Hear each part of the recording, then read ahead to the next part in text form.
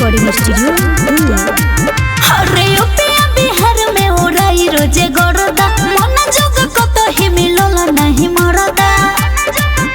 अरे बाबू हाँ ओपिया बिहार में ओराई रोजे गरदा मन जोग कत ही मिलल नहीं मरदा। जोनी छापरा जिला में चैलेंज करो याद जी का करबा याद जी अरे बोला यादो जी रानी परमानेंट करो अपन चोर होल जवानी एग्रीमेंट करो। अच्छा। यादो जी रानी परमानेंट करो अपन चोर होल जवानी एग्रीमेंट करो। अरे चला हटा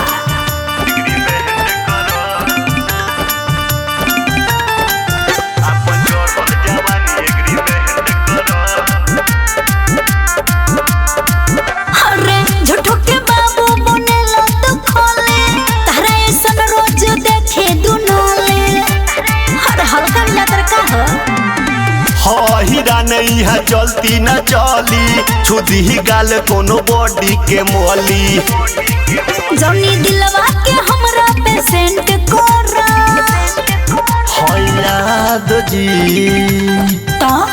याद जी यादो जी रानी परमानेंट करो अपन चोर होल जवानी एग्रीमेंट करो। यादो जी रानी परमानेंट करो अपन चोर होल जवानी एग्रीमेंट करो। फिर के बता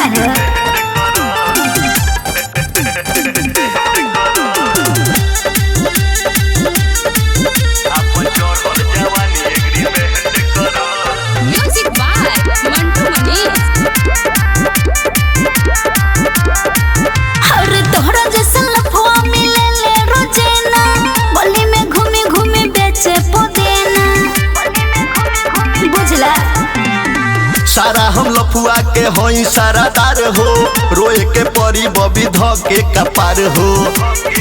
सुना घर कोना सिला तो अटेन करा याद जी